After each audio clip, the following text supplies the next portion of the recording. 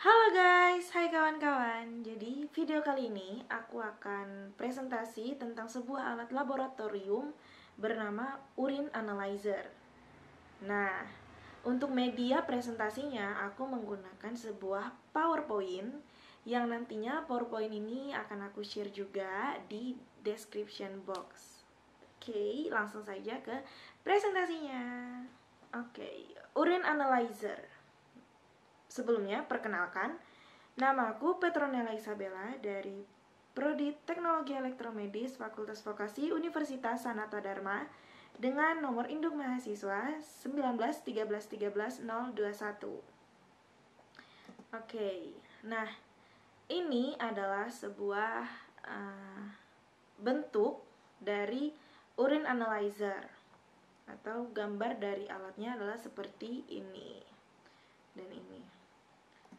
Oke. Apa itu urine analyzer? Urine analyzer adalah alat laboratorium untuk melakukan pemeriksaan di luar tubuh dengan membaca dan mengevaluasi hasil dari test strip.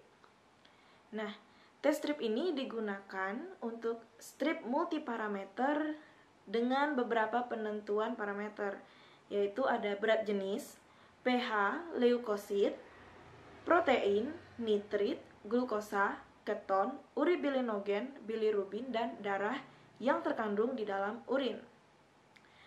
Alat ini digunakan untuk mengetahui kelainan pada ginjal dan salurannya, kelainan pada hati, kelainan pada saluran empedu, kelainan pada pankreas, kelainan pada korteks adrenal, kelainan pada uterus, dan lain-lain. Oke. Nah, ini adalah gambar dari test strip. Ini adalah test strip dengan merek Uriscan. Nah, dan ini ada analog sebagai perbandingan warna dari test strip yang telah dicelupkan ke dalam urin. Nah, ini dilakukan dalam tes urin secara manual. Jadi hasil dari pencelupan test strip ini dibandingkan dengan warna-warna yang ada pada katalog ini. Oke, untuk penempatan alat ini, tentu saja alat ini adalah sebuah alat laboratorium.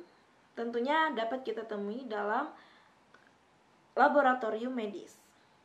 Bisa laboratorium rumah sakit, bisa laboratorium puskesmas, laboratorium klinik-klinik, laboratorium praktek dokter, dan juga laboratorium medis di apotek. Untuk jenis-jenis urine analyzer, yaitu dikelompokkan berdasarkan ukuran dan juga berdasarkan prosesnya. Untuk berdasar ukuran, ada 3 jenis, yaitu portable, mobile, dan stasioner. Apa perbedaannya? Tentu saja perbedaannya yang utama itu berdasar dari ukurannya. Untuk portable, ukurannya itu segenggaman tangan menggunakan daya dari baterai dan juga tidak memiliki printer. Jadi hasil dari pembacaan hanya akan ditampilkan pada display urine analyzer portable. Untuk mobile, ukurannya lebih besar dari portable, namun masih bisa dipindah-pindahkan dengan cukup mudah. Urine analyzer mobile ini menggunakan daya dari sumber tegangan PLN dan juga sudah dilengkapi dengan printer. Sedangkan untuk jenis stasioner, tentu saja ukurannya lebih besar dibanding dari mobile dan juga portable, di mana alat ini susah untuk dipindah-pindahkan. Makanya urine analyzer stasioner ini hanya ditempatkan pada satu tempat yang tetap. Untuk sumber dayanya menggunakan tegangan listrik dari PLN dan juga sudah dilengkapi dengan printer. Selanjutnya itu ada pengelompokan jenis berdasarkan proses itu terdiri dari 2 jenis, yaitu semi otomatis dan juga otomatis. Apa perbedaannya antara semi otomatis dan otomatis ini? Pada semi otomatis itu masih memerlukan tindakan pengguna atau laboran para analis-analis untuk meletakkan strip testnya dan juga untuk membuangnya. Sedangkan otomatis setelah test strip diletakkan, alat akan otomatis membaca dan juga otomatis membuang kepada tempat yang ditujukan, pada tempat sampah medis seperti itu. Oke. Nah, ini adalah gambar dari urine analyzer, jenis-jenis urine analyzer. Yang ini adalah urine analyzer portable.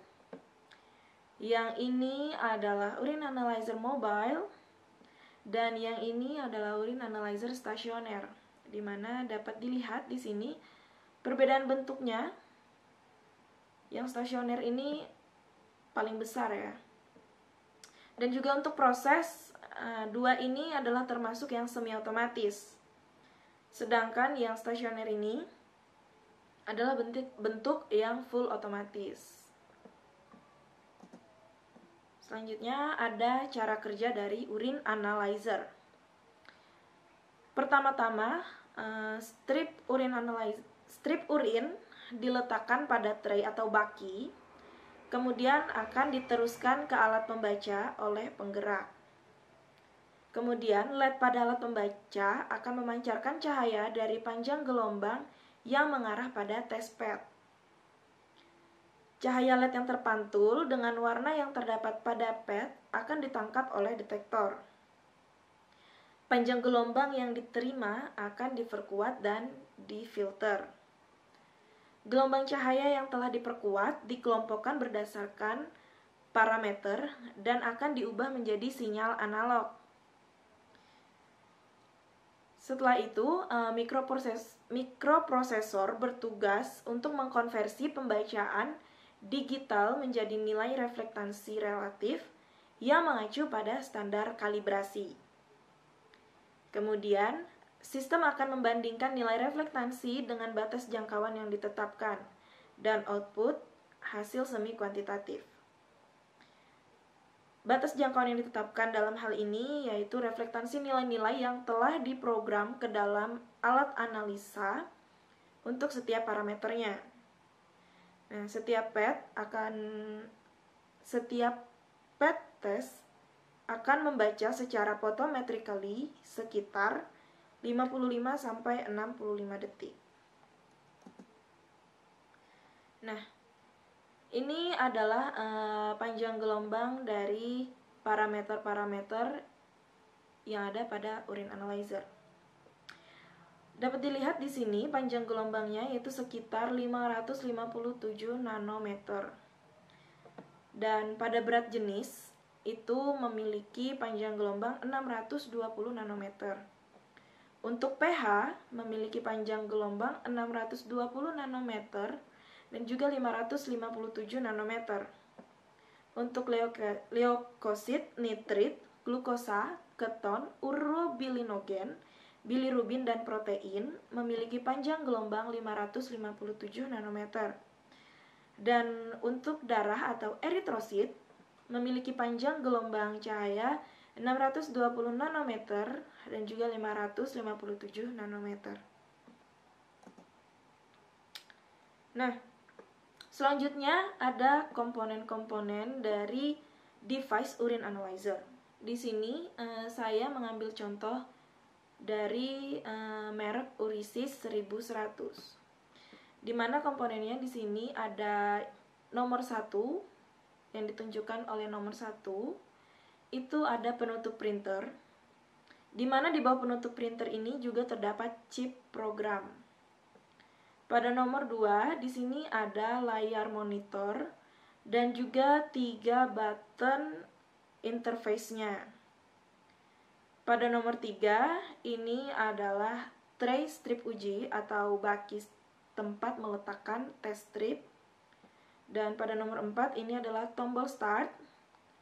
Yang kelima ini ada saklar on off. Yang keenam ini ada port serial interface. Pada nomor 7 ada soket listrik. Dan pada nomor 8 ada soket DIN atau DIN dengan 5 pin. Untuk spesifikasinya, tentu saja spesifikasi dari urin analyzer itu tergantung dari mereknya masing-masing. Di sini saya mengambil secara umumnya, yaitu urin analyzer itu dapat melakukan pemeriksaan 600 tes dalam waktu 1 jam. Itu tergantung dari mereknya. Sekali lagi tergantung pada merek. Untuk pemeriksaan, parameternya yaitu ada urobilinogen, bilirubin, keton, darah, protein, nitrit, leukosit, glukosa, gravitasi spesifik, asam askorbat, dan pH. Untuk prinsip kerjanya sendiri yaitu menggunakan fotometer reflektansi. Dilengkapi dengan layar LCD, memori penyimpanan. Dengan besar memori itu tergantung mereknya lagi.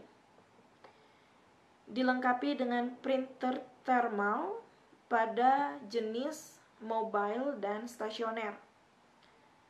Kemudian suhu kerja lingkungan itu disarankan 30 derajat Celcius dengan power AC 240 volt 50 Hz.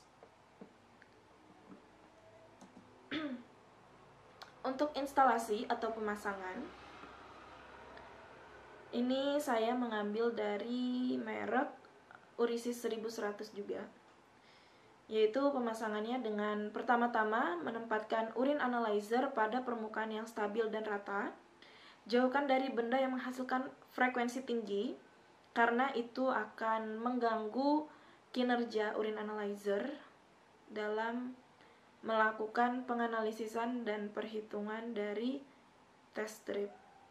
Dan juga hindari perangkat terpapar sinar matahari secara langsung. Yang kedua, koneksikan kabel listrik dan adaptor arus listrik AC dan koneksikan adaptor arus listrik AC ke soket listrik yang ada pada device. Kemudian pilih baki strip uji yang tepat dan geser baki strip uji ke dalam slot di bawah tombol fungsi atau tombol interface hingga kotak bar penahan tertutup. Setelah itu, lepaskan penutup kertas printer dengan cara menekan area dekat bagian kanan bawah slot kertas printer. Tempatkan gulungan kertas atau paper printernya ke dalam kompartemen dan tarik keluar bagian depan kertas beberapa inci hingga mencapai sedikit keluar dari pangkal kompartemen dan tutuplah penutup kembali dengan cara menekan hingga terkucik klik posisinya. Setelah selesai, nyalakan urin analyzer dengan menekan saklar pada bagian belakang dan selanjutnya analyzer akan melakukan cek secara mandiri dan otomatis. Setelah cek mandiri itu berhasil dengan tuntas, maka akan tertampil pesan cek mandiri OK yang akan tercetak bersama data tanggal dan waktunya. Nah, bagaimana cara penggunaan urin analyzer ini? Nah, yang pertama-tama, hubungkan urin analyzer ke stop kontak dan arus listrik. Kemudian tekan tombol on off dan secara otomatis tray akan bergeser keluar. Setelah itu, letakkan test strip yang sudah dicelupkan ke dalam urin letakkan di atas tray. Setelah itu, tekan tombol enter, maka otomatis motor penggerak akan menggerakkan tray masuk ke dalam alat pembaca. Alat akan membaca dan menganalisis test strip yang masuk tadi kurang lebih 15 detik. Dan setelah itu, tray akan otomatis bergerak keluar dan hasil pun akan tercetak melalui printer built-in. Setelah selesai melakukan pemeriksaan, buang test strip urin tadi ke dalam sampah medis. Ingat, sampah medis. Tekan kembali saklar on off dan otomatis tray akan kembali masuk ke dalam dan alat akan mati. Nah, untuk pencatatan ini dilakukan jika teknisi elektromedis melakukan maintenance atau perbaikan pada alat urine analyzer. Yang pertama-tama tentu saja mengisi kartu pemeliharaan agar user dan teknisi juga dapat memantau keadaan alat tersebut. Apakah alat ini bisa dipakai, siap dipakai, ataukah sedang dalam perbaikan, ataukah alat ini rusak sepenuhnya dan tidak bisa digunakan total. Setelah itu, jika akan melakukan perbaikan pada urine analyzer, isi formulir laporan kerja. Nah, setelah selesai melakukan perbaikan atau maintenance, alat diserahkan ke user dan user akan menandatangani laporan kerja. Nah, untuk maintenance-nya itu maintenance preventif, yang artinya perawatan yang dilakukan untuk mencegah kerusakan. Apa saja langkah-langkah yang dilakukan dalam maintenance preventif? Yaitu ada pembersihan device, melakukan pembersihan pada device dengan cara seka bagian luar device dengan kain lembab. Ingat, kain lembab, tidak basah dan tidak kering, dengan deterjen lembut. Pastikan tidak ada cairan yang masuk ke dalam alat. Dan jangan lupa pastikan urine analyzer dalam kondisi mati. Kemudian ada melakukan pembersihan pada tray yang dilakukan setiap hari setelah penggunaan alat. Kemudian juga ada pemeriksaan pad referensi dan pemeriksaan pada printer paper. Jika printer papernya telah habis, maka diisi ulang. Nah, bagaimana penerapan K3 pada urine analyzer ini? Untuk keamanan atau safety, gunakan APD berupa sarung tangan latex, jas lab, dan masker saat mengumpulkan spesimen dan melakukan pengujian. Karena urin bersifat infeksius yang dapat berpotensi berbahaya dan memungkinkan kontaminasi dengan darah. Setelah melakukan pengujian, sarung tangan latex sekali pakai dan jas laboratorium harus dilepas. Jangan lupa untuk membuang sarung tangan latexnya ke tempat sampah medis. Kemudian, cuci bersih tangan menggunakan sabun dan air mengalir setelah menyelesaikan prosedur pengujian dan sebelum menangani peralatan yang tidak terkait dengan prosedur pengujian. Kemudian, spesimen urin harus ditangani pada biosafety level 2 seperti yang direkomendasikan untuk setiap bahan yang berpotensi menular dalam Manual Centers of Disease Control atau National Institutes of Health Biosafety in Microbiological dan Biomedical Laboratories 1988. Tindakan pencegahan universal dapat diterapkan jika urin terkontaminasi dengan darah. Nah, apa itu biosafety level 2? Biosafety level 2 itu adalah laboratorium yang digunakan untuk menguji agen penyakit yang cukup berpotensi membahayakan petugas laboratorium dan juga lingkungannya. Nah, untuk safety selanjutnya, jika tumpahan terjadi, segera desinfeksi area yang terkena tumpahan dengan larutan pemutih dengan perbandingan 1:10, yaitu 1 bagian pemutih ditambah 9 bagian air atau sesuai ketentuan lab tersebut. Nah, untuk troubleshooting ini adalah permasalahan-permasalahan yang terjadi pada alat urine analyzer. Troubleshooting ini saya ambil dari troubleshooting urine analyzer merek Urisis 1100 juga. Nah, troubleshooting ini memiliki kode-kode error tersendiri. Pada kode error E1, error terjadi pada path referensi atau referensi path error. Penyebabnya yaitu bantalan referensi abu-abu pada baki strip uji kotor atau rusak.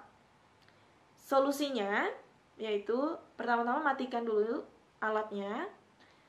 Nah, jika bantalan referensi atau baki strip uji itu terlihat tidak rusak, maka lakukan pembersihan dan keringkan pad. Kemudian masukkan lagi baki dan tunggu hingga pemeriksaan mandiri selesai. Jika ada kerusakan pada bantalan referensi atau pad referensinya rusak, itu bisa dilakukan pergantian atau hubungi vendornya. Kemudian ada kode error E3. Itu error terjadi pada perhitungan strip atau strip measurement. Penyebabnya ini ada 4, yaitu tidak ada strip uji pada baki. Kemudian yang kedua ada strip uji tidak ditempatkan dengan benar pada baki. Yang ketiga, urin pada strip test telah mengering. Yang keempat yaitu strip test belum dicelupkan ke dalam urin. Nah, bagaimana solusinya? Dengan cara menekan tombol start, ulangi pengukuran dengan strip test baru yang tentu saja telah dicelupkan ke urin. Pastikan strip dimasukkan dengan benar dan bar penahan menutup dengan benar setelah tombol start ditekan. Kemudian ada kode error E6, error terjadi pada chip programnya.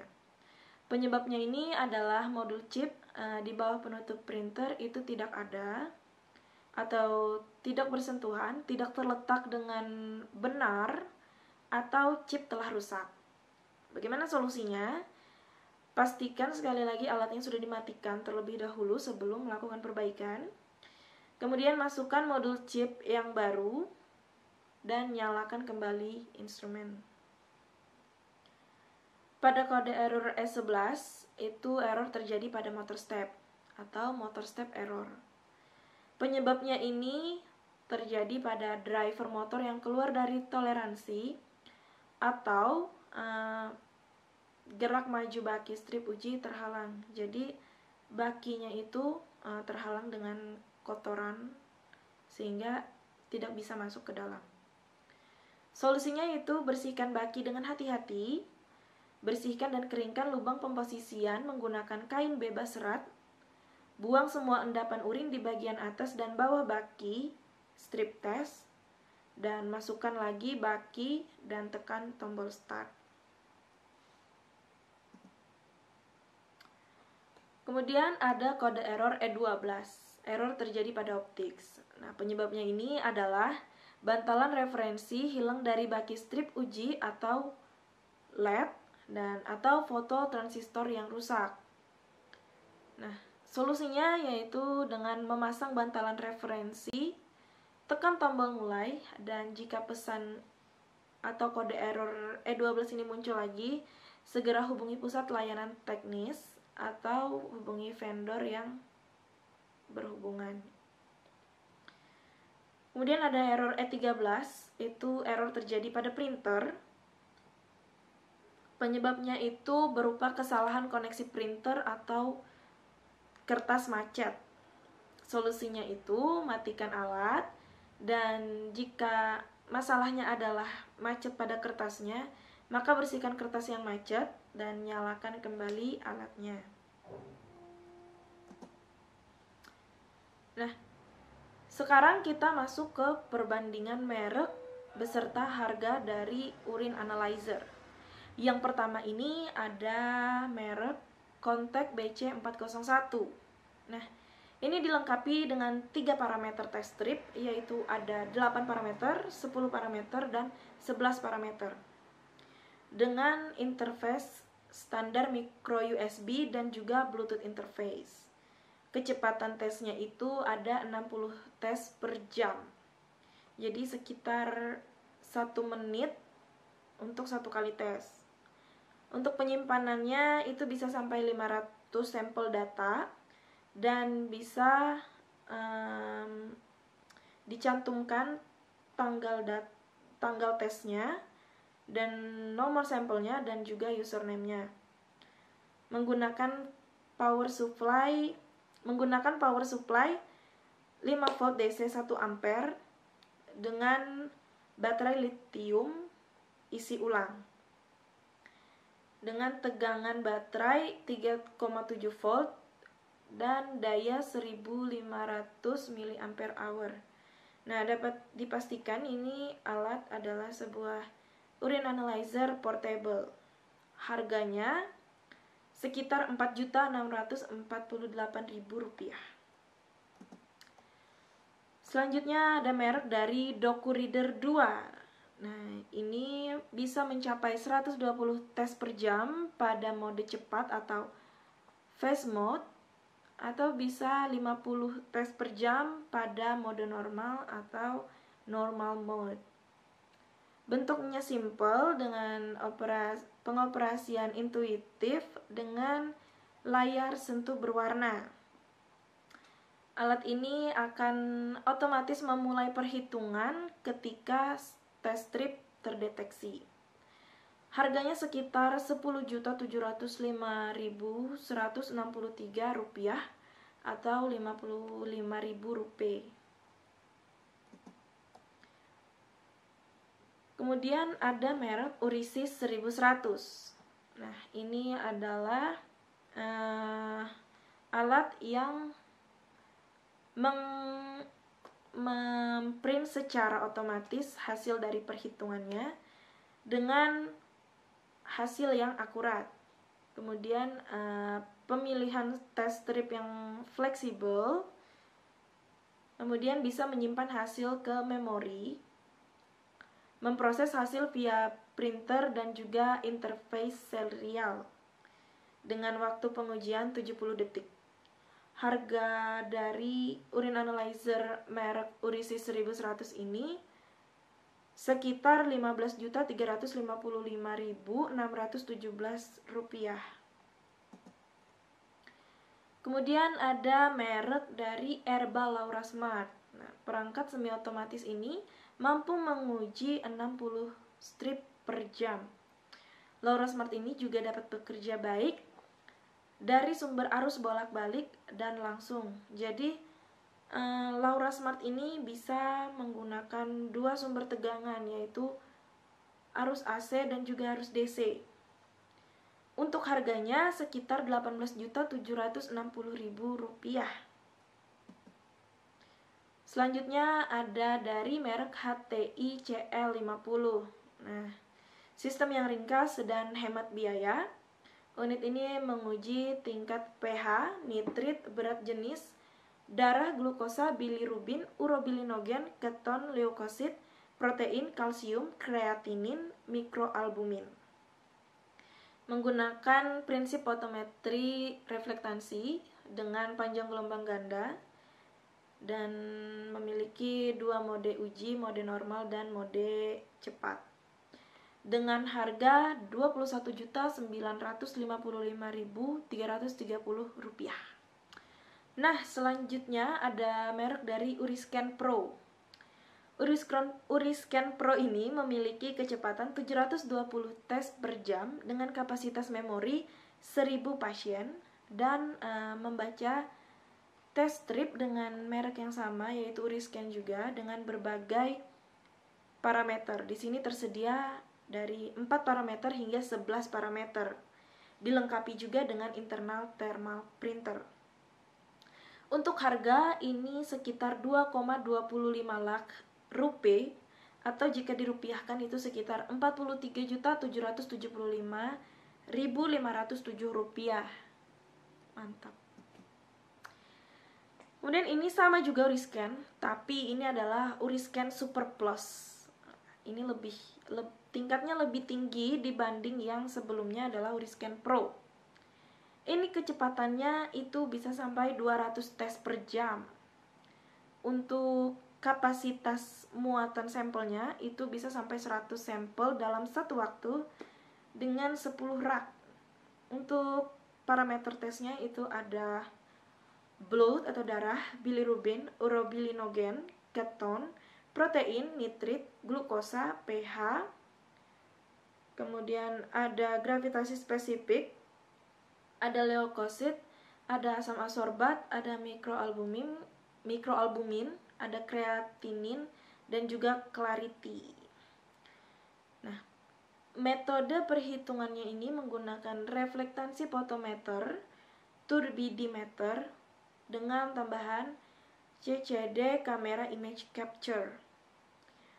Nah, memorinya ini sangat luar biasa, bisa sampai 1 juta hasil tes pasien. Harganya juga ini fantastis, 20 lakh rupiah atau sekitar 387.298.790 rupiah. Nah, Uriscan Super Plus ini juga merupakan urine analyzer full automatic. Seperti itu. Oke, sekian presentasi dan penjelasan tentang urine analyzer dari saya. Terima kasih telah menonton video ini. Jangan lupa buat like, komen, dan share video ini karena bisa juga video ini dijadikan sebagai bahan pembelajaran kalian tentang urine analyzer. Sampai jumpa di video selanjutnya. Jangan lupa buat subscribe channel aku. Dadah!